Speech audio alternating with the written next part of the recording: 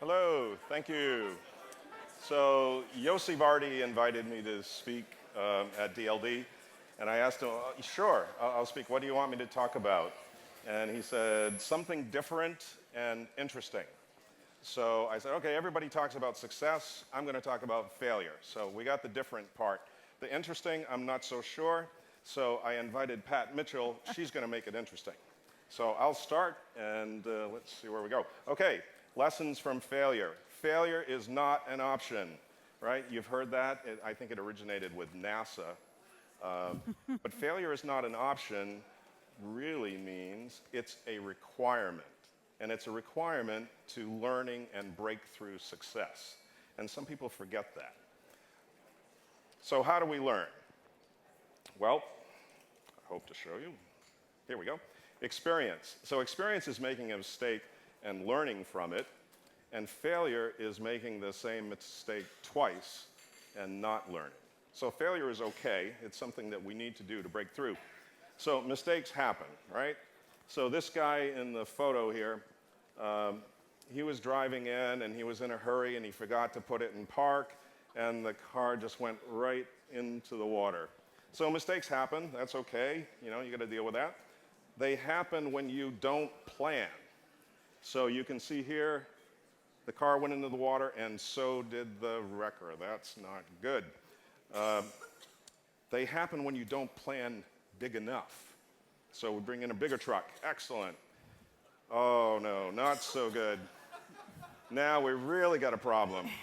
This is, remember I said make the same mistake twice? That's not good. So Google plans big. I work for Google, and we call them moonshots, right? We plan really big. And the reason that we do that, or let me back up. I came from Microsoft before Google, and the first thing I noticed when I came to Google and comparing it to Microsoft was the outrageous, huge goals that they would set. And I coined this phrase, and this sort of typifies Google, the way we think. And it's achieving 60% of the impossible is better than 100% of the ordinary. We're not looking for ordinary. We're not looking for 100%. So if at Google, if you're achieving 85% of your goals, you're not thinking big enough. They truly think that way. And it gets worse. If you're achieving 100% of your goals, you're cheating. You're sandbagging. You're not thinking big enough, and this is bad.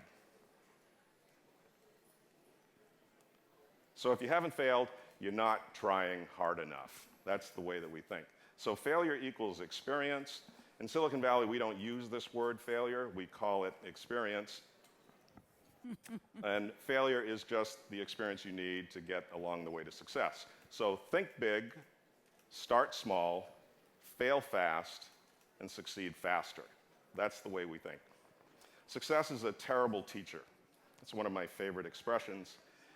Success deludes us into thinking that we know everything. Well, we don't. We learn more from failure than we do from success. So failure is a very important component to getting breakthrough success.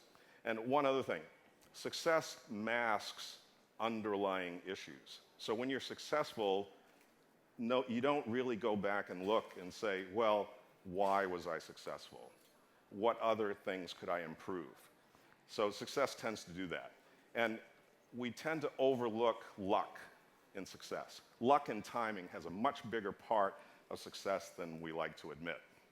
So Thomas Edison is one of the greatest thinkers of our time, one of the greatest inventors, and his approach to failure was, I haven't failed, I've just learned several other approaches that do not work. So he keeps on going. I'm not discouraged because with every wrong turn, I'm closer to success. Okay, Guitar Hero. Everyone has heard of Guitar Hero, right? It was the first video game to reach $1 billion in sales. It was amazing. And it was an overnight success. It came from nowhere. Well, not really. It took 10 years to get there. And no one really remembers that the company behind Guitar Hero, Harmonix, launched 9 other games before they got to Guitar Hero and became an overnight success. WD-40, I bet all of you have a can of WD-40 in your house. Do you know what that means, WD-40? The WD is water dispersant. The 40, that was the 40th formulation of WD-40. So they tried 39 times and failed. They got it right on the 40th time. Angry Birds. Everyone knows about Angry Birds, a huge success. It was their 52nd game. Rovio built 51 games before that, and nobody knows or remembers what they are. So failure, they took those 51 failures to get to this success. This clicker is not very successful either. Okay, Formula 409. I bet many of you have that, and I bet you know where I'm going with this. Formula 409 was the 409th formulation of this product. So we need an attitude adjustment about failure. Fail fast and succeed faster. Recognize mistakes as experience. Failure is making the same mistake twice. So it's okay to fail, just don't do it twice in the same way. So set impossible goals, reward partial success, and that's all I have to tell you today. Thank you, John. I couldn't help but thinking, first of all, I'm going to pay a lot more attention to numbers that are on products, realizing that I'm now experiencing their 40th attempt at succeeding. But thinking that most people come to conferences like this and they bring their teams who work with them, looking for more tips on how to be successful. So it is unusual that we would be here to try and give people tips on how to fail.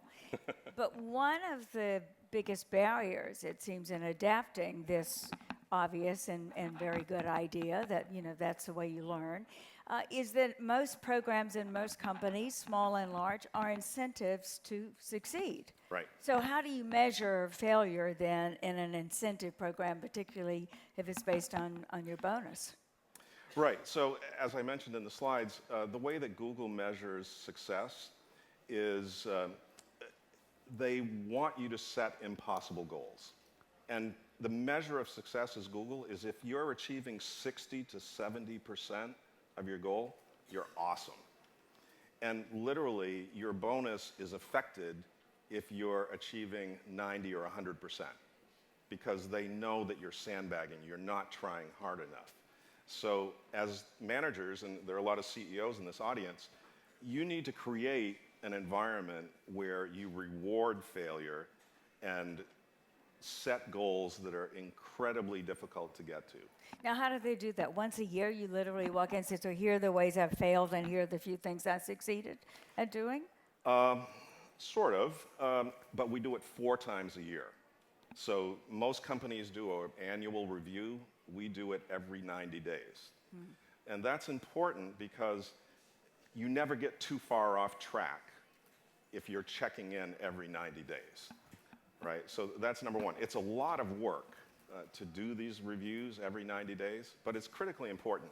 So at the end of the year, we have 4 scores that we look at from each quarter. Right. And from that, then we determine, what did you achieve your annual bonus or not. So share with us an example of a spectacular Google failure. Well, there are lots of them. Let's say Google Wave was a product that was, you might remember. It was a new communication kind of product, and it was way ahead of its time and quite innovative, but it didn't catch on fast enough, and we killed it. Google Buzz was another one, and Buzz was the first attempt at some kind of a social kind of interaction thing. That failed. And then the third attempt was Google+, and that one is actually working out quite well. But it was okay to fail 2 or 3 times earlier to get to the bigger success. In a couple of those examples, timing is not only really key to when the market is ready for what you're putting out there, but I can think of other examples where it would be really dangerous to fail. Right. The self-driving car, for example. One would hope that that there aren't several attempts at failing and before that. I have an earlier one. I just remembered. I was at Napster. I was the vice president of Napster, the music sharing thing. And we achieved some success, but ultimately it was a failure. It got closed down and was a failure.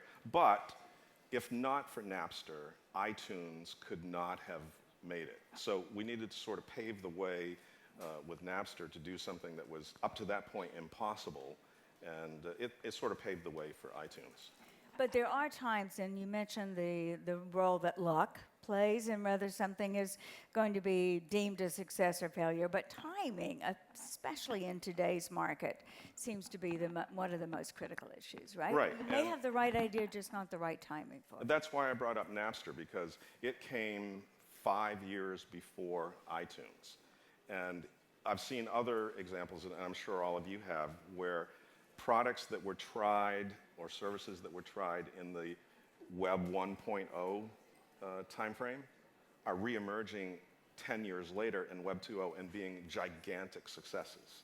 So WhatsApp is just a SMS thing, but because it came at the right time, it's a smashing success. So how do you advise companies then, the entrepreneur running their own company or a big company like the one you work for, to have patience or understand that, that process of timing and also maybe not having the right idea is all part of getting to the right idea and the right timing ultimately? What Right. policies or practices do you put in place? Well, timing does matter. And sometimes you have the right idea at the wrong time. And what you've got to understand is maybe you need to kill it and come back later when the time is right. So that's hard to do because we're smart people and we want to believe that we're so good that if we keep trying at something, eventually we're going to get it right. But maybe the timing isn't right, so all of your effort could be wasted. But you just brought up a very important point, which is at some point, someone has to say, this is failing. Right. And you're not going to get any more time or any more investment or resources to go for it. So who makes that decision at Google? Larry Page, the CEO, makes that decision. But what's interesting about that is that when Larry makes that decision to say, you failed, we're going to stop this, it's not something horrible and your career is over. It's, okay, take the next moonshot. Try the next thing. So Google truly has an environment where you can take enormous risks and fail and get a chance to do it again. And that's critically important. And you can fail lots of times? Well, I wouldn't recommend failing lots of times. I think if you make the same mistake over and over, you're not going to last long. And if you make mistakes based on gut instinct and you don't pay attention to data and numbers, you're not going to last very long. As a developer advocate, which is your type, what do you actually do? A lot of people ask me that. I have the greatest job in the world. What I do is go talk to startups and companies and developers there and listen to what they need, what they want. And I try to make them successful with what we have and try to give them as much help as we can. So that's one side of it. But the other side of it is the advocate part, is advocating to the engineering teams for the developers. And that means listening to what developers and startups need, taking that back to engineering and advocating for them and saying, you've got to do this. You've got to add this feature. You've got to make this API do some different things. So it's sort of being in between our customers and developers and the engineering team. And as such, then, you're often the person that has to encourage someone to keep going through a certain stage in which it might not be looking so successful. And you're probably also the person who has to at some point say, okay, this is going to be one of those learning experiences, but it's time now to cut losses and move on. Right. So you're often in that position. Yes, I call it the push or pivot moment. So do you push ahead and step on the gas, or do you pivot and try to do something else? And that's, for engineers and for entrepreneurs, that's probably the hardest decision that they can have, because, as I said earlier, we believe that we can make something successful through brute force and time. We're going to make it successful. But sometimes you have to swallow your pride and pivot, and you might discover something totally new and different that's wildly successful. What's been that moment for you? That's an interesting question. I have to, I'd say I pivot more than I push. So there's just been lots of examples where right idea, wrong time, or the right team, but the wrong product. I heard someone, I'm an investor too. I work with Google Ventures and do investments. And sometimes I say the right entrepreneur, the wrong business.